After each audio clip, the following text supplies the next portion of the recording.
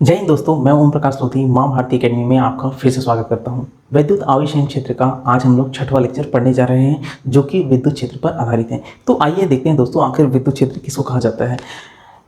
मान लेते हैं एक बिंदु O है दोस्तों, मूल बिंदु O। इस पर एक बिंदु आवेश क्या रखा है, कैपिटल Q रखा है। इस बिंदु आवेश कैपिटल Q से r दूरी पर एक बिंदु P स्थित है। इस बिंदु P पर मान लेते हैं एक दूसरा बिंदु आवेश स्मॉल q स्थित है। तो हम लोग जानते हैं कूलाम के नियम से दो आवेश अगर एक दूसरे से r दूरी पर स्थित हैं तो दोनों आवेश एक दूसरे पर बल आरोपित करेंगे और उस बल का मान कितना होता है, F सदिश बराबर क्या होता है, 1/4 पाई एप्सिलॉन नॉट, दोनों आवेशों का गुणनफल कैपिटल Q स्मॉल q बटे दोनों आवेशों की बीच की दूरी का वर्ग। अच्छा, यहाँ पर अगर इसकी हम लोग कोई दिशा बतानी है दोस्तों, तो अगर मान लेते हैं O से P की जो स्थिति सदिश है r सदिश है, तो इस स्थिति सदिश में जो एकांक सदिश होगा इसी की ओर होगी और वो कितनी होगी, r कैप। तो यहाँ पर F सदिश की जो दिशा होगी r कैप के अनुदिश होगी। ठीक है, कूलाम के नियम के सदिश निरूपण में इस चीज को मैंने आपको अच्छे से बताया है। अब यहाँ पे बात करते हैं, इस आवेश Q के कारण इस बिंदु P पर जो स्मॉल q बिंदु आवेश है इस पर बल लग रहा है। अगर इस बिंदु आवेश Q को यहाँ से अगर हटा दिया जाए, ठीक है, अगर हटा दिया जाए तो क्या इस कैपिटल Q आवेश के चारों ओर कुछ भी नहीं बचेगा या कुछ बचेगा? अगर कुछ भी नहीं बचेगा तो जैसे ही इस स्मॉल बिंदु आवेश Q को इस बिंदु P पर लाया जाता है तो ये जो आवेश है बिंदु आवेश, इस आवेश पर पुनः बल लगाना स्टार्ट कर देती है। तो इस तरह की बातों को समझाने के लिए पूर्ववर्ती जितने भी वैज्ञानिक थे उन्होंने एक क्षेत्र शब्द की अवधारणा प्रस्तुत की। तो आखिर विद्युत क्षेत्र आप कहाँ किसको जाता है, इसको हम लोग पढ़ते हैं। तो किसी आवेश के चारों ओर दोस्तों वह क्षेत्र होता है जिसके कारण किसी अन्य आवेश को इस क्षेत्र पर लाने पर ये आवेश उस क्षेत्र पर क्या करती है, बल आरोपित करती है ना। किसी आवेश के चारों ओर का वह क्षेत्र जहां पर किसी अन्य आवेश को लाने पर यह आवेश उस पर बल आरोपित करती है, इसे इस आवेश का क्या कहा जाता है, विद्युत क्षेत्र कहा जाता है। अगर मान लेते हैं O से P की जो स्थिति सदिश है r सदिश है, तो यहाँ पर इस बिंदु P पर जो लगने वाला विद्युत क्षेत्र है E सदिश, उसका मान कितना होने वाला है, 1/4 pi epsilon not capital Q upon क्या होती है, r स्क्वायर। और अगर इसकी स्थिति सदिश की बात करें तो इसकी जो दिशा होती है, अगर इसकी दिशा की बात करें तो इसकी दिशा होती है r कैप के अनुदिश होती है। तो इस तरह से बिंदु P पर इस आवेश Q के कारण जो लगने वाला विद्युत क्षेत्र है 1/4 pi epsilon not capital Q upon r square, और ये r कैप के अनुदिश लगती है। ठीक है, भौतिकी में दोस्तों क्षेत्र शब्द का अर्थ ये होता है कि किस प्रकार कोई वितरित राशि है ना, वितरित राशि मतलब चारों ओर फैली हुई राशि जो कि सदिश भी हो सकती है अदिश भी हो सकती है। तो किस प्रकार कोई वितरित राशि स्थिति के साथ परिवर्तित होती है उसको बोलते हैं विद्युत क्षेत्र, है ना, उसको बोलते हैं क्षेत्र बोलते हैं।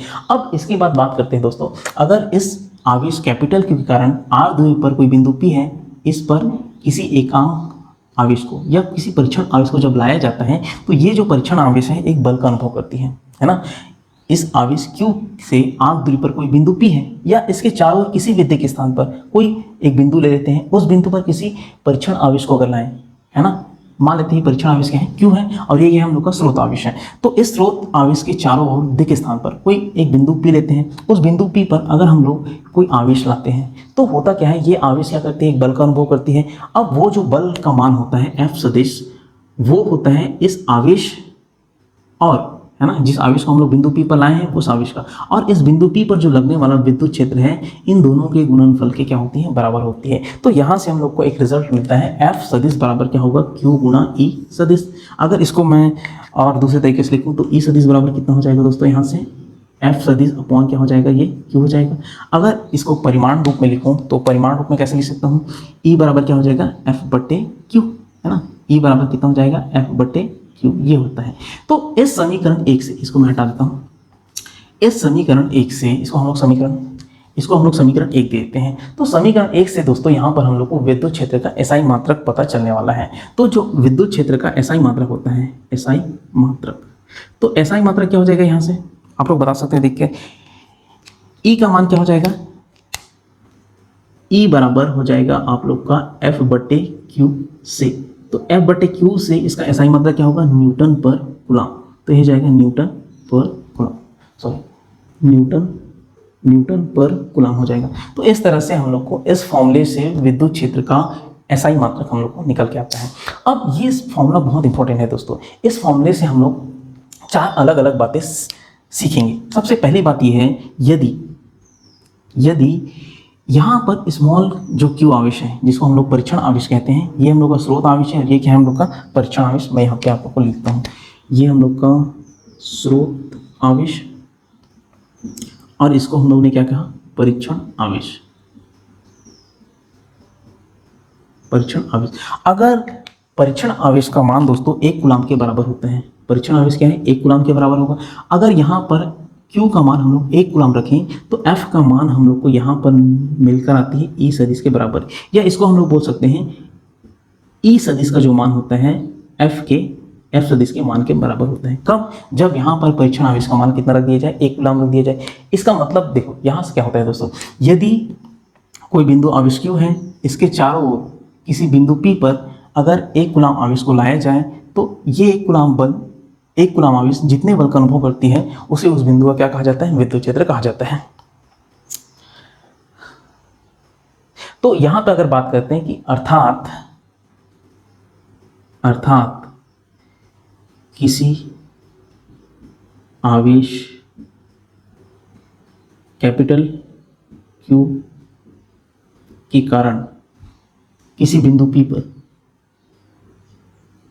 किसी बिंदु P पर विद्युत क्षेत्र का मान उस बिंदु पर रखें, उस बिंदु पर रखें एकांक आवेश में लगने वाले बल के बराबर होता है, बल के उस एकांक आवेश के बराबर होता है। तो इस तरह से हम लोग को क्या होती है कि इस फॉर्मूले से विद्युत क्षेत्र का हम लोग को परिभाषा पता चलता है। तो परिभाषा क्या होता है दोस्तों, परिभाषा ये होता है विद्युत क्षेत्र का, यदि हम लोग इस फॉर्मूले में Q का मान 1 कूलम रख दें तो F सदिश बराबर क्या मिलेगा, यहाँ पे हम लोग को E सदिश, या इसको बोलते हैं E सदिश बराबर F सदिश के बराबर मान मिलेगा। तो यहाँ पे क्या होता है, इसका मतलब होता है अर्थात किसी आवेश Q के कारण, इस आवेश Q के कारण किसी बिंदु P पर अगर हम लोग को विद्युत क्षेत्र का मान निकालना है तो इस बिंदु P पर विद्युत क्षेत्र का जो मान होगा उस बिंदु पर एकांक आवेश मतलब 1 कूलम आवेश को यहाँ पर लाने पर वो 1 कूलम का आवेश जितने बल का अनुभव करता है उसे हम लोग क्या कहते हैं, उस बिंदु पर उस आवेश के कारण विद्युत क्षेत्र होता है। ठीक है, तो अर्थात किसी आवेश Q के कारण किसी बिंदु P पर विद्युत क्षेत्र का मान उस बिंदु पर एकांक आवेश में लगने वाले बल के बराबर होती है। तो बेसिकली विद्युत क्षेत्र कुछ नहीं होता दोस्तों, ये क्या होती है, जैसे हम लोग किसी एकांक आवेश को यहाँ पर ला देंगे तो वो एकांक आवेश इस बिंदु पर कितना बल का अनुभव कर रही है उसे इस बिंदु पर विद्युत क्षेत्र कहा जाता है। अगर मान लो इसी एकांक आवेश को हम लोग इस बिंदु पर ला दें तो इस बिंदु पर लाने पर वो एकांक आवेश कितने बल का अनुभव कर रहे हैं तो वो इस बिंदु पर क्या हो जाएगी, विद्युत क्षेत्र का मान हो जाएगा। इस बिंदु पर लाएंगे तो उस बिंदु पर विद्युत क्षेत्र का मान हो जाएगा। तो इस तरह से क्या होती है कि जिस भी बिंदु का हम किसी आवेश के चारों ओर किसी बिंदु का अगर हम लोग को उस विद्युत क्षेत्र निकालना है तो उस बिंदु पर एकांक आवेश को ले जाकर स्थित करते हैं और उस एकांक आवेश पर देखते हैं कि कितना बल लग रहा है। तो उस आवेश पर जो लगने वाला बल है वो उस बिंदु का क्या हो जाएगा, विद्युत क्षेत्र हो जाएगा। दूसरा चीज़ यहाँ से जो हम लोग को समझ आती है तो ये हो गया पहला चीज़। दूसरा बात यहाँ पे सूत्र को देखने से हम लोग को ये लगता है दोस्तों कि जो E सदिश का मान है Q सदिश के मान पर निर्भर करती होगी। इसको मैं और क्या लिख सकता हूँ, इसको मैं लिख सकता हूँ E सदिश बराबर F सदिश बटे क्या हो जाएगा ये Q। इसका मतलब है जो E सदिश का मान है Q सदिश के मान पर निर्भर करती है, ऐसा प्रतीत होता है, लेकिन वास्तव में ऐसा नहीं होता है दोस्तों। क्यों, क्योंकि देखो E सदिश बराबर, इसको मैं एक बार और लिख देता हूँ, F सदिश अपन क्या होता है Q होता है, लेकिन E सदिश का जो मान होता है Q पर निर्भर नहीं करता। इसका कारण ये है कि यहाँ पे जो F सदिश है दोस्तों ये अपने आप में क्या है, Q पर निर्भर करती है। हम लोग जानते हैं क्या, F बराबर क्या होता है 1/4 pi epsilon not capital Q small q बटे r स्क्वायर। अगर मैं इसको ये वाले भाग इतने भाग को अगर मैं K लेता हूँ तो K अगर लेता हूँ तो यहाँ से जो F सदिश बराबर क्या है K Q और r कैप हो जाएगा। तो इसका मतलब है अगर इसको मैं परिमाण रूप में लिखूं तो F बराबर क्या हो जाएगा K Q हो जाएगा। तो यहाँ पे जो F का मान है वो Q पर निर्भर कर रही है। अगर इसी चीज़ को मैं यहाँ पर लिखूं तो E सदिश बराबर कितना हो जाएगा, E परिमाण रूप में लिखता हूँ तो E बराबर कितना हो जाएगा F का मान क्या हो जाएगा K Q हो जाएगा। यहाँ पे क्या हो जाएगा के क्यू, और नीचे में क्या बचेगा ये वाला क्यू। तो ये दोनों क्यू आपस में कट जाती हैं। तो इस तरह से क्या होती है, ई का मान जो है कभी भी परीक्षण आवेश के मान पर निर्भर नहीं करता। परीक्षण आवेश कितना हो उससे मतलब नहीं होता। तो ई का मान निर्भर किस पे करता है, तो ई का मान देखो दोस्तों, ई बराबर 1/4 पे एप्सिलॉन नॉट होता है, capital Q upon R square. तो जो ई का मान होता है स्रोत आवेश पर निर्भर करता है कि स्रोत आवेश का मान कितना है। और दूसरा है अगर स्रोत आवेश का मान नियत है तो स्रोत आवेश से परीक्षण आवेश के बीच की दूरी r पर निर्भर करती है।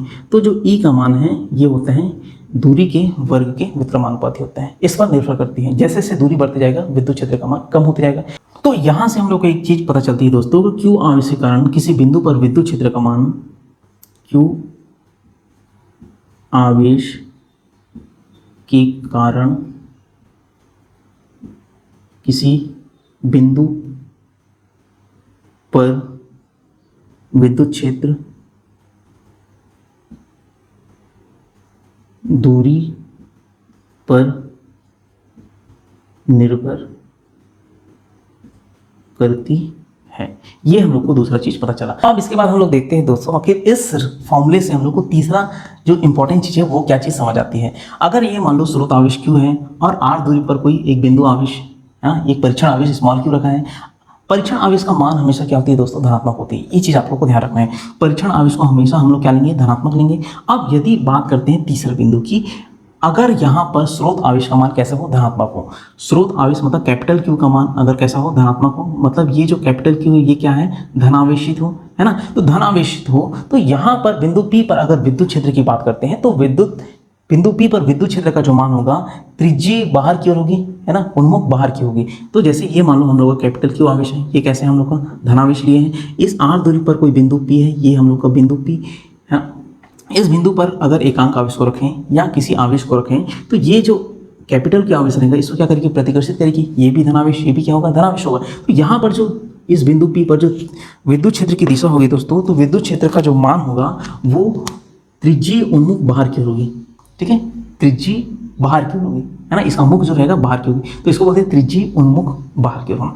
अगर मान लेते हैं यहाँ पर कोई बिंदु पी लेते हैं, इस भाग में कोई एक बिंदु दूसरा बिंदु क्यू लेते हैं, तो इस बिंदु क्यू पर जो इसकी विद्युत क्षेत्र की दिशा होगी वो कैसे होगी, इन दोनों रेखाओं को मिला दो। तो इन दोनों रेखाओं को मिलाने वाली रेखा की अनुदिश त्रिज्यीय बाहर की ओर होगी। ठीक है, अगर मान लो एक और बिंदु लेते हैं, यहाँ पर ऐसा ये बिंदु आर लेते हैं, तो इस बिंदु आर पर इस बिंदु एस लेते हैं। ठीक है, इस बिंदु एस पर अगर विद्युत क्षेत्र की बात करें तो ये भी क्या होगी, त्रिज्यीय उन्मुख बाहर की ओर होगी, है ना। तो बिंदु पी पर जो इसकी दिशा होगी त्रिज्यीय बाहर की होगी, क्यू पर बाहर की होगी, एस पर बाहर की होगी। इसका मतलब है अगर स्रोत आवेश को हम लोग धनात्मक लेते हैं तो विद्युत क्षेत्र का जो मान है वो क्या होती है, बाहर की ओर होती है ना। इसको मैं और अच्छे से बना देता हूँ तो आपको समझ आएगा। तो अगर मान लो यहाँ पर ये जो क्यू आवेश है, स्रोत आवेश अगर धनावेशित है तो धनावेशित होने के कारण ये जो विद्युत क्षेत्र रेखाएं होंगी वो कैसी होंगी, बाहर की ओर होंगी।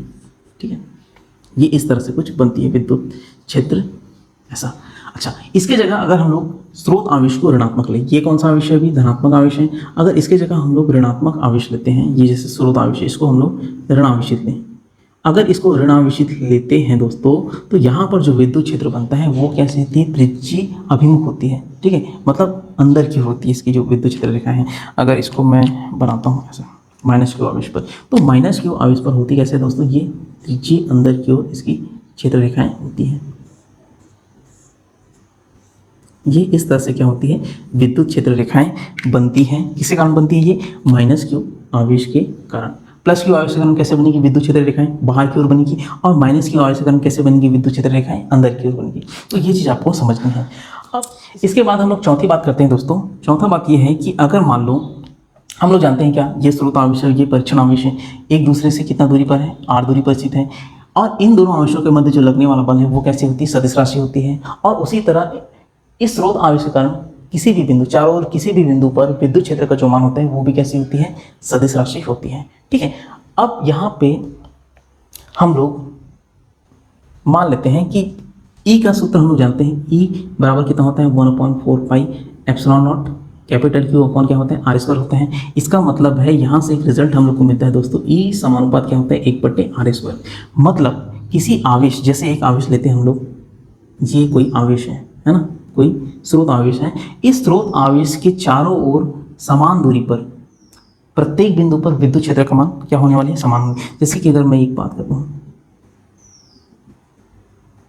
जैसे मान लेते हैं एक स्रोत आवेश कहाँ यह है, इसके केंद्र पर स्थित है, किसी वृत्त के केंद्र पर स्थित है या किसी गोले के केंद्र पर स्थित है। तो इस आवेश Q से r दूरी पर एक बिंदु हम लोग लेते हैं, पहला बिंदु, ये दूसरा बिंदु लेते हैं r दूरी पर, ये दूसरा बिंदु, ये तीसरा बिंदु लेते हैं, चौथा बिंदु लेते हैं, पांचवा बिंदु लेते हैं और ये छठवां बिंदु लेते हैं। ठीक है, तो प्रत्येक बिंदु पर चाहे कोई भी बिंदु लो, अगर दूरी समान है तो उस बिंदु पर विद्युत क्षेत्र का मान क्या होने वाली, समान होने वाली। तो इस आवेश के चारों ओर r दूरी पर क्या होती है, प्रत्येक बिंदु पर विद्युत क्षेत्र का मान समान होता है। अर्थात जो क्षेत्र होती है, जो विद्युत क्षेत्र का मान होता है किसी आवेश के चारों ओर, गोलीय रूप से क्या होती है, सममित होती है, समान होती है। तो इस तरह से दोस्तों हम लोग यहाँ पर इस F बराबर QE सूत्र से हम लोग चार अलग अलग निष्कर्ष निकालते हैं। पहला निष्कर्ष ये निकलता है, यदि इस आवेश Q को 1 कूलम रख दिया जाए तो यहाँ पर F सदिश का मान E सदिश के बराबर होगा। अर्थात किसी स्रोत आवेश के चारों ओर दिग स्थान पर कोई भी एक बिंदु लेते हैं, उस बिंदु पर विद्युत क्षेत्र का मान अगर निकालना है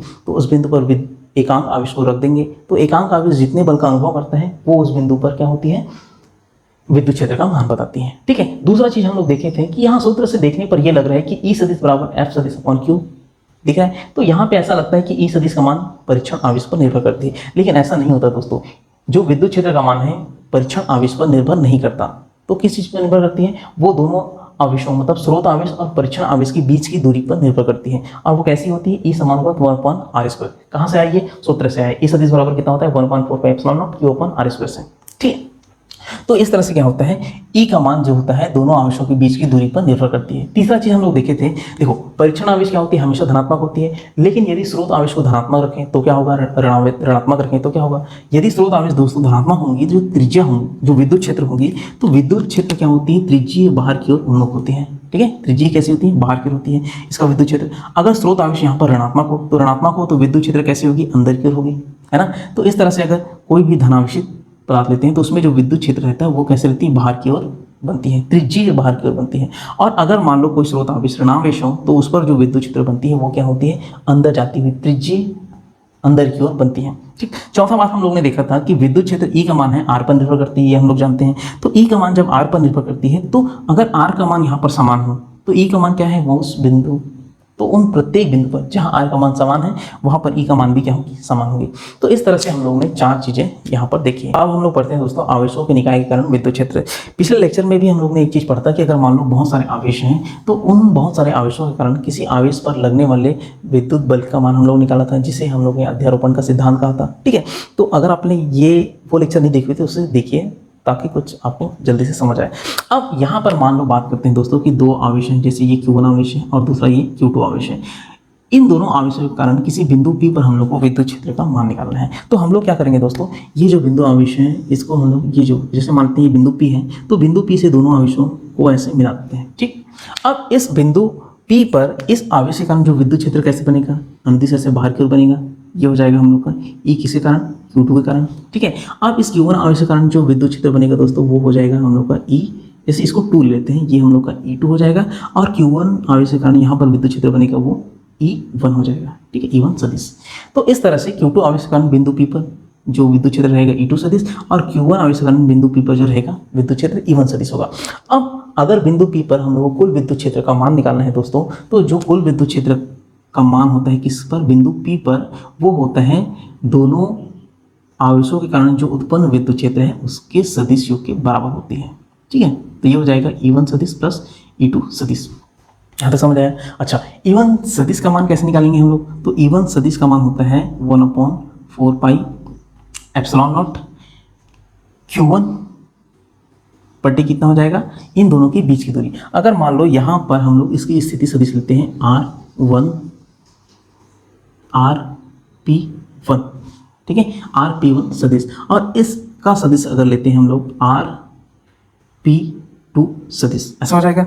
ठीक है, अगर इस दिशा में हम लोग एकांक सदिश की बात करते हैं दोस्तों, RP1 सदिश की दिशा में एकांक सदिश, तो वो हो जाएगा हम लोग का RP1 कैप, और इस दिशा में अगर एकांक सदिश की बात करें तो RP2 कैप हो जाएगा। तो यहाँ पे क्या होता है, EP1 का मान अगर निकालेंगे, सॉरी E1 सदिश का मान निकालेंगे तो वो होता है 1/4πε0 Q1 ये आवेश है, बटे क्या हो जाएगा RP1 का स्क्वायर, ठीक है। अच्छा, इस दिशा में एकांक सदिश क्या होता है, आर पी वन कैप हो जाएगा। तो उस एकांक सदिश की अनुदिश क्या होती है, जो E1 विद्युत क्षेत्र है वो लगती है। अच्छा, अब इस Q2 आविष्करण बिंदु P पर हम लोग को विद्युत क्षेत्र का मान अगर निकालना है तो वो हो जाएगा E2 सदिश बराबर हो जाएगा 1/4 पाई एप्सिलॉन नॉट, ये किसके कारण है, Q2 के कारण है, बटे यहाँ से यहाँ की जो स्थिति सदिश है कितनी है, RP2 सदिश, तो उसका वर्ग करेंगे तो ये हो जाएगा RP2 का वर्ग हो जाएगा। ठीक है। अच्छा, इसकी दिशा बतानी है तो इसकी दिशा क्या होती है दोस्तों, RP2 कैप के अनुदिश होती है। तो RP2 कैप के अनुदिश E2 की दिशा होती है। ठीक, अब इन दोनों को हम लोग समीकरण 1 में मान रख देते हैं। इन दोनों का मान कहाँ रखेंगे, समीकरण 1 में रखेंगे। तो बिंदु P पर कुल जो विद्युत क्षेत्र है E सदिश का मान हो जाएगा दोस्तों 1/4 पाई एप्सिलॉन नॉट Q1 बट्टे RP1 का स्क्वायर, और इसकी दिशा क्या है, RP1 कैप है, plus 1/4 pi epsilon not Q2 बट्टे RP2 स्क्वायर, और इसकी दिशा हो जाएगी आप लोग की RP2 कैप। अगर मान लो कोई तीसरा आवेश यहाँ पर रहता है तो तीसरा आवेश को फिर इस बिंदु P से मिलाएंगे तो यहाँ पर एक ऐसा विद्युत क्षेत्र बनेगा, और उसी कारण फिर एक और विद्युत क्षेत्र हो जाएगा, उसको फिर यहाँ पे जोड़ देंगे। तो इस तरह से अगर कहा जाए कि बहुत सारे आवेशों के कारण, है ना, या आवेशों के निकाय के कारण किसी बिंदु P पर विद्युत क्षेत्र का मान निकालना है तो उस बिंदु P पर सभी आवेशों के कारण जो विद्युत क्षेत्र होगा उसके सदिशों के बराबर होगा। अगर मान लो यही n आवेश है तो क्या हो जाएगा, E1 सदिश प्लस E2 सदिश प्लस E3 सदिश प्लस E4 सदिश प्लस ऐसे करते जाते जाएगा कहाँ तक, En सदिश तक करते जाएगा। चूंकि अभी दो आवेश हैं इसलिए हम लोगों ने दो आवेशों को रखकर यहाँ पर मान निकाला है दोस्तों। तो इस तरह से आप लोग समझ सकते हैं कि अगर मान लो आवेशों के बहुत सारे निकाय, आवेशों के निकाय हैं, मतलब बहुत सारे अगर आवेश हैं तो उन सभी आवेशों के कारण बिंदु P पर विद्युत क्षेत्र का मान कैसे निकाला जाता है। तो आइए दोस्तों पढ़ते हैं वैद्युत क्षेत्र की आखिर भौतिक अभिप्राय क्या है, क्या स्थिर वैद्युतिकी में इसकी आवश्यकता होती है। तो अगर विद्युत क्षेत्र की बात करें दोस्तों तो स्थिर वैद्युतिकी में विद्युत क्षेत्र की कोई आवश्यकता नहीं है। क्यों, क्योंकि अगर किसी आवेश की बात करें या आवेशों की निकाय की बात करें तो उन आवेशों के निकाय के लिए अगर कोई ज्ञात करने योग्य राशि है तो वो होती है बल, जिसको हम लोग कूलॉम के नियम से ज्ञात कर सकते हैं। ठीक है, या अध्यारोपण के सिद्धांत से हम लोग इस चीज़ को ज्ञात कर सकते हैं। लेकिन यहाँ पर विद्युत क्षेत्र को हम लोग सुगमता के दृष्टिकोण से पढ़ते हैं स्थिर वैद्युतिकी में। अगर इसकी मुख्य आवश्यकता की बात की जाए, अगर कहा जाए कि स्थिर वैद्युतिकी की आवश्यकता कहाँ पे पड़ती है तो वो होती है दोस्तों आपके वैद्युत चुंबकीय जो परिघटनाएं होती है वहाँ पे। जैसे कि एक एग्जांपल लेते हैं, मान लो दो आवेश हैं Q1 और Q2, ये एक दूरस्थ आवेश है और जो कि क्या है, त्वरित गति से गतिमान है ना। Q1 और Q2 आवेश क्या है, गतिमान है। अगर इस Q1 आवेश, ये अगर Q1 आवेश गतिमान, हालांकि दोस्तों ये आपकी अभी स्थिर वैद्युतिकी का पार्ट नहीं है, क्योंकि स्थिर वैद्युतिकी में हम लोग स्थिर आवेश के बारे में अध्ययन करते हैं और यहाँ पे मैं बोल रहा हूँ त्वरित गति, तो ये आपका बात का कॉन्सेप्ट है। लेकिन अभी मैं थोड़ा सा यहाँ पे बताना चाहता हूँ कि आखिर विद्युत क्षेत्र का सही आवश्यकता कहाँ पे है। तो अगर मान लो दो आवेश लेते हैं जो कि त्वरित गति से गतिमान हैं, तो होता क्या है दोस्तों, अगर कोई भी आवेश गतिमान होती है तो वो अपने चारों ओर विद्युत चुंबकीय क्षेत्र उत्पन्न करती है। ठीक है, जैसे ये आवेश है तो ये अपने चारों ओर क्या करेगी, ऐसे विद्युत क्षेत्र उत्पन्न करती जाएगी। ठीक, और ये जो है विद्युत क्षेत्र, विद्युत चुंबकीय क्षेत्र ऐसे फैलते फैलते फैलते कहाँ तक जाएगी, Q2 तक जाएगी। और जैसे ही ये विद्युत चुंबकीय क्षेत्र इस Q2 बिंदु आवेश को टकराती है तो यहाँ पे क्या होती है, बल उत्पन्न होती है। तो इस Q1 आवेश के कारण जो विद्युत चुंबकीय क्षेत्र हैं जब वो फैलते फैलते फैलते यहाँ तक जाती है, जो कि प्रकाश की चाल से फैलती है, तो इस बिंदु Q2 पर एक बल लगती है ना। लेकिन वो जो बिंदु Q2 पर लगने वाला बल है त्वरित नहीं होती। जैसे ही मान लो Q1 आवेश गति किया, जैसे मान लो ये Q1 आवेश है, ये Q2 आवेश है, ये अगर दोनों, ये भी गतिमान है, ये भी गतिमान है, तो अगर ये Q1 आवेश गतिमान है तो इसके चारों ओर जो चुंबकीय क्षेत्र है वो तुरंत ही होनी चाहिए, है ना। जैसे ही Q1 आवेश गतिमान हुआ, Q2 आवेश पर उसका त्वरित प्रभाव दिखना चाहिए। लेकिन ऐसा नहीं होता दोस्तों। Q1 आवेश और Q2 आवेश अगर गतिमान हो तो Q1 आवेश के गतिमान होने के कुछ समय बाद यहाँ पर इस जो Q2 आवेश है उस पर इसका प्रभाव दिखता है, तात्क्षणिक प्रभाव नहीं दिखता। तो ये जो तात्क्षणिक प्रभाव नहीं दिखता है इसमें कुछ काल विलंब होता है, टाइम गैप बोलते हैं जिसको इंग्लिश में। तो जो टाइम गैप होता है या काल विलंब होता है, इसको समझाने के लिए आपकी विद्युत क्षेत्र की बहुत आवश्यकता पड़ती है। तो अगर कहा जाए कि विद्युत क्षेत्र का सही आवश्यकता कहाँ है तो वो है आपकी विद्युत चुंबकीय परिघटनाओं में होती है दोस्तों। ठीक है, और वहाँ पे काल विलंब या टाइम गैप को समझने के लिए हम लोग को विद्युत क्षेत्र की आवश्यकता पड़ती है। विद्युत क्षेत्र का जो सबसे पहला प्रतिपादन किया है वो फैराडे ने किया था दोस्तों। अब बात करते हैं विद्युत क्षेत्र रेखाएं आखिर किसको कहा जाता है। हमने अभी विद्युत क्षेत्र के बारे में पढ़ा था कि आखिर कोई आवेश है तो उसके चारों ओर विद्युत क्षेत्र उत्पन्न होती है। ठीक है, वो कैसे होती है। अब हम लोग बात करते हैं कि आखिर विद्युत क्षेत्र रेखाएं किसे कहा जाता है। तो विद्युत क्षेत्र रेखाएं ये होती है दोस्तों कि किसी आवेश के चारों ओर अगर हम लोग को विद्युत क्षेत्र का चित्रात्मक निरूपण करना है तो उसके लिए हम लोग विद्युत क्षेत्र रेखाओं की सहायता लेते हैं। तो विद्युत क्षेत्र रेखाएं क्या होती है, आवेशों के चारों ओर विद्युत क्षेत्र का चित्रात्मक निरूपण होता है। अब जैसे मान लो ये एक धनावेश है, इसके चारों ओर कोई विद्युत क्षेत्र होगी। अब विद्युत क्षेत्र की दिशा क्या होती है, त्रिज्यीय बाहर की ओर होगी। अब इस धनावेश के कारण जो विद्युत क्षेत्र होगी, जो त्रिज्यीय बाहर की ओर होगी, उसका चित्रात्मक निरूपण हम लोग तीर के माध्यम से करते हैं। तो जैसे मान लो यहाँ पर तीर क्या दर्शा रही है, तीर ये दर्शा रही है दोस्तों, अगर मान लो यहाँ पर कोई आवेश है, जैसे इस बिंदु पर कोई एक हम लोग परीक्षण आवेश रखते हैं, तो इस परीक्षण आवेश पर कितना बल लग रहा है वो हम लोगों को क्या करती है, ये विद्युत क्षेत्र रेखाएं दर्शाती हैं। अब यहाँ पे एक तीर क्या है, इस अगर परीक्षण आवेश को हम लोग इस बिंदु पर रख दें तो इस बिंदु पर कितने बल लग रही है उसको दर्शाएगा। अगर इसी परीक्षण आवेश को मैं मान लो यहाँ पे रखता हूँ तो इस परीक्षण आवेश पर इस बिंदु पर कितना बल लगेगा वो मेरे दर्शाता है। जैसे जैसे हम लोग ऊपर जाते जाते हैं दोस्तों, इस परीक्षण आवेश पर जो लगने वाला बल का मान क्या होती है, कम होती है। क्यों, क्योंकि यहाँ पर विद्युत क्षेत्र की तीव्रता क्या होती है, धीरे धीरे कम होती है। हम लोग जानते हैं ई का जो मान होता है, ई बराबर कितना होता है, 1/4 pi epsilon not Q upon क्या होता है, आर स्क्वायर। या इसको मैं लिख सकता हूँ ई समानुपात 1/r² लिख सकता हूँ यहाँ पे। इसका मतलब क्या होता है दोस्तों, अगर यहाँ पर r का मान बढ़ रहा है, r का मान अगर बढ़ रहा है तो उसके वर्ग के, तो यदि यहाँ पर r का मान बढ़ रहा है तो e का मान वहाँ पर क्या होगी, कम होती जाएगी। तो जैसे जैसे इस स्रोत आवेश से दूरी बढ़ती जाती है दोस्तों, वहाँ पर विद्युत क्षेत्र की जो तीव्रता होती है या किसी आवेश पर जो लगने वाले बल का मान होता है वो क्या होती है, धीरे धीरे कम होती जाती है। ठीक है, तो इस तरह से इस समीकरण से हम लोग को ये समझ आता है r का मान बढ़ने पर e का मान क्या होती है, कम होती है। तो देखो यहाँ पर ये जो लंबाई है, ये लंबाई होती है विद्युत क्षेत्र की तीव्रता को दर्शाती है। जैसे यहाँ पर इस स्रोत आवेश के कारण इस बिंदु पर अगर मान लो किसी एकांक आवेश को यहाँ पर रखते हैं, इस एकांक आवेश को यहाँ पर रखते हैं, तो इस अगर एकांक आवेश को यहाँ पर रखेंगे तो मान लो यहाँ पर बल लग रहा है F1। ठीक है, अब इसी एकांक आवेश को मान लो इस बिंदु पर लाते हैं, दूसरे बिंदु पर, ये मान लो पहला बिंदु है, ये दूसरा बिंदु, ये तीसरा बिंदु, ये चौथा बिंदु, पांचवा बिंदु, छठवां बिंदु, 6 अगर बिंदु लेते हैं।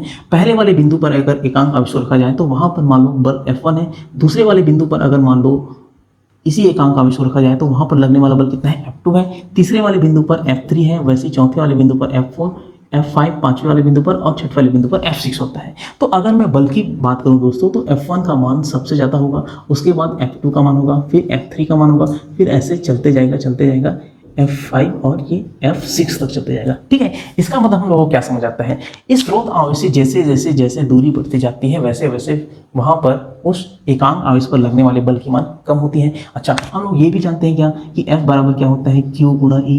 अगर बल का मान कम हो रहा है तो वहाँ पर विद्युत क्षेत्र का मान भी क्या होगा, कम होगा। तो इस तरह से इसको मैं ऐसे भी लिख सकता हूँ, E1 का मान सबसे ज़्यादा होगा, फिर E2 का मान, फिर उसके बाद E3 का मान। तो ये चलते जाएगा दोस्तों आप लोग को E5 और ये सबसे छोटा जो रहेगा वो E6 होगा। तो यहाँ पर हम लोग को समझ आता है और विद्युत क्षेत्र का जो समीकरण है उससे भी हम लोग को स्पष्ट होता है कि जैसे जैसे स्रोत आवेश से दूरी बढ़ती जाती है वैसे वैसे विद्युत क्षेत्र का मान कम होता है या विद्युत क्षेत्र की तीव्रता में कमी आती है, या और कह सकते हैं कि किसी एकांक आवेश पर लगने वाले बल के मान में कमी होती है। तो अच्छा, एक चीज़ है, अगर मान लो इस विद्युत क्षेत्र में किसी बिंदु पर अगर कोई स्पर्श रेखा खींचे तो उस बिंदु पर खींचा गया स्पर्श रेखा उस बिंदु पर लगी कुल बल के परिमाण की दिशा बताती है। जैसे मान लो यहाँ पर हम लोग ये कोई एक बिंदु लेते हैं, ये वाली बिंदु, इस बिंदु पर अगर हम लोग स्पर्श रेखा खींचे तो वो स्पर्श रेखा हमें ये दर्शाती है दोस्तों कि उस बिंदु पर आखिर कुल बल कितना लग रहा है, या इस बिंदु पर विद्युत क्षेत्र की दिशा किस ओर है, या लगने वाले कुल बल की दिशा किस ओर है। तो ये हम लोगों को बताती है किसी विद्युत क्षेत्र की किसी बिंदु पर खींचा गया स्पर्शी उस बिंदु पर लगे नेट बल की दिशा बताती है या विद्युत क्षेत्र की दिशा बताती है। थोड़ी देर पहले हमने पढ़ा था दोस्तों कि आखिर अगर मान लो कोई स्रोत आवेश धनावेश हो, है ना, अगर स्रोत आवेश धनात्मक आवेश हो, धनात्मक प्रकृति का हो, तो वहाँ पर जो विद्युत क्षेत्र होती है त्रिज्यीय बाहर की ओर होती है, रेडियली बाहर की ओर बनती है ना, ये होती है हम लोग का अगर स्रोत आवेश धनात्मक हो तो उसका चित्रात्मक निरूपण। अगर इसकी जगह मान लो स्रोत आवेश अगर ऋणात्मक हो, स्रोत आवेश अगर ऋणात्मक हो तो वहाँ पर जो विद्युत क्षेत्र बनती है, विद्युत क्षेत्र रेखाएं, वो क्या होती है, त्रिज्यीय अंदर की ओर बनती हैं, ऐसा। ठीक, ये चीज़ हमने पढ़ा था। अगर मान लो यहाँ पर दो धनावेशों या दो ऋणावेशों को अगर हम लोग यहाँ पे पास पास लेते हैं, जैसे कि ये हम लोग का एक धनावेश है और ये दूसरा एक धनावेश है, इन दोनों धनावेशों को दोस्तों अगर हम लोग पास पास लाते हैं तो यहाँ पर उसका विद्युत क्षेत्र कैसे बनता है। तो विद्युत क्षेत्र जो बनता है ये कुछ इस तरह से ऐसी बनती है, ये एक दूसरे को क्या करती है, प्रतिकर्षित करती है, और यहाँ पे ये ऐसा,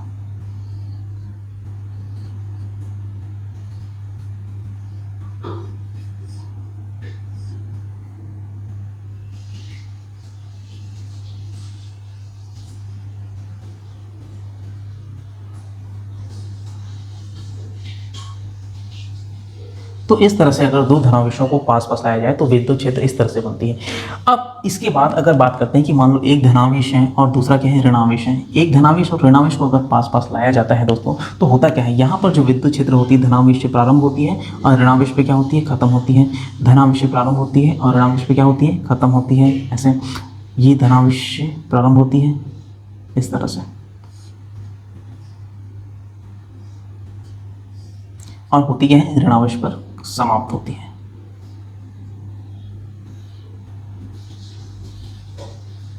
ऐसे तो अगर मान लो दो धनावेश हैं या दो सजातीय आवेश हैं तो उसका विद्युत क्षेत्र इस तरह से बनेगा, और मान लो दो विजातीय आवेश हैं, एक धनावेश है दूसरा ऋणावेश है, तो उसका विद्युत क्षेत्र का निरूपण इस तरह से होगा। तो यहाँ पर हम लोग को देखने को मिलता है दोस्तों क्षेत्र रेखाओं की कुछ महत्वपूर्ण गुण, विद्युत क्षेत्र रेखाओं के कुछ महत्वपूर्ण गुण। तो वो क्या होती है, अगर मान लो ये आवेश एकल आवेश हो, तो एकल आवेश हो तो यहाँ पर हम लोग कैसे लग रहे हैं कि अगर कोई यहाँ पर विद्युत क्षेत्र रेखाएं प्रारंभ होके, है ना, इस धनावेश से प्रारंभ होकर कहाँ पे जा रही है, अनंत में जा रही है, तो अनंत की ओर यहाँ पे जा रही है। और यहाँ पे ऐसा लग रहा है दोस्तों अगर एकल आवेश ऋणावेश हो तो विद्युत क्षेत्र रेखाएं अनंत से यहाँ पे आ रही है ऐसे लग रही है, यहाँ पे कैसे लग रही है, अनंत की ओर जा रही है ऐसा लग रही है, और यहाँ पे अनंत से आ रही है ऐसा प्रतीत हो रही है। अच्छा, अगर मान लो एक धनावेश और ऋणावेश की बात अगर लेते हैं तो होती क्या है, विद्युत क्षेत्र रेखाएं हमेशा धनावेश से प्रारंभ होती है और ऋणावेश पे क्या होती है, समाप्त होती है। यहाँ पे आप लोग को दिख रहा होगा कि विद्युत क्षेत्र रेखाएं यहाँ से स्टार्ट हो रही है और यहाँ पे क्या हो रही है, खत्म हो रही है। तो हमेशा विद्युत क्षेत्र रेखाएं धनावेश से प्रारंभ होती है और ऋणावेश पे क्या होती है, समाप्त होती है।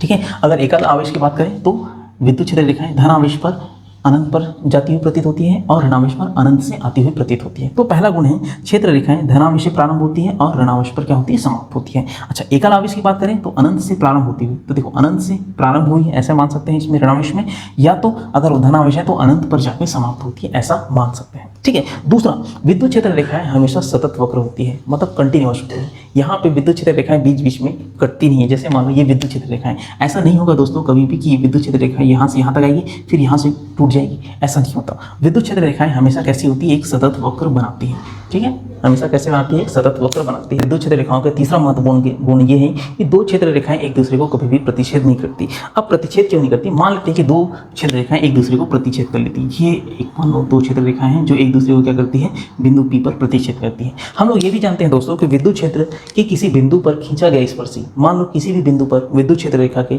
किसी बिंदु पर स्पर्शी खींच दिया जाए तो उस बिंदु पर वो नेट बल की दिशा को बताती है ना, या उस बिंदु पर विद्युत क्षेत्र की दिशा बताती है। जैसे कि मान लो यहाँ पर दो क्षेत्र रेखाएं हैं, ये पहला है और ये दूसरा है।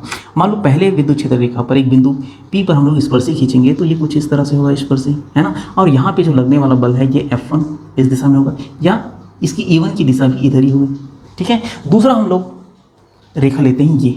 अब इस रेखा द्वारा इस विद्युत क्षेत्र रेखा में बिंदु P पर अगर स्पर्शी खींचा जाए तो वो कुछ इस तरह से होगा ऐसे, और ये इस बिंदु P पर इस क्षेत्र के कारण लगने वाले बल की दिशा बताएगी, या यहाँ पर विद्युत क्षेत्र की दिशा होती है ये E2 सदिश। तो एक ही बिंदु पर विद्युत क्षेत्र की दो दिशाएं होना असंभव है दोस्तों, या एक ही बिंदु पर दो अलग अलग दिशाओं में बल लगना असंभव। जैसे कि अगर मैं बात करता हूँ कि ये कोई पिंड है, इस पर मैं एक बल इधर लगा रहा हूँ दूसरा बल इधर लगा रहा हूँ, तो ये पिंड या तो इस बल की ओर जाएगी या तो इस बल की ओर जाएगी, या तो दोनों बलों के संयुक्त प्रभाव के कारण कोई इन दोनों बलों के बीच में किसी दिशा में जाएगी। ये ऐसा असंभव है दोस्तों कि ये पिंड एक ही साथ या एक ही समय में इस तरफ भी जाए और इस तरफ भी जाए। तो ठीक वैसे यहाँ पर विद्युत क्षेत्र के साथ होता है। तो विद्युत क्षेत्र में क्या होती है दोस्तों, अगर दो विद्युत क्षेत्र रेखाएं एक दूसरे को प्रतिच्छेद करें तो यहाँ पर इस बिंदु पर विद्युत क्षेत्र की दो दिशाएं होती हैं जो कि असंभव है ना। तो इसीलिए क्या होती है, दो क्षेत्र रेखाएं कभी भी एक दूसरे को प्रतिच्छेद नहीं करती है।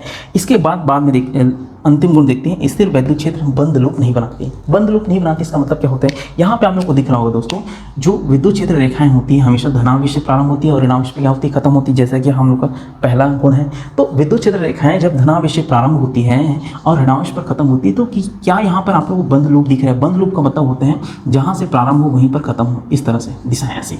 लेकिन यहाँ पर देखो दोस्तों, जितनी भी रेखाएं हैं विद्युत क्षेत्र की धनावेश से निकलती हुई यहाँ पे दिख रही है हम लोग को, धनावेश बाहर की ओर, ये भी धनावेश बाहर की ओर, ये भी धनावेश बाहर की ओर, ये भी धनावेश बाहर की ओर, ये भी ऐसी कोई भी रेखा नहीं हम लोग को प्रतीत हो रही है या दिख रही है जो कि धनावेश पर आती हुई हो, है ना। तो इस तरह से कहा जाता है कि जो विद्युत क्षेत्र रेखाएं होती हैं बंद लूप नहीं बनाती।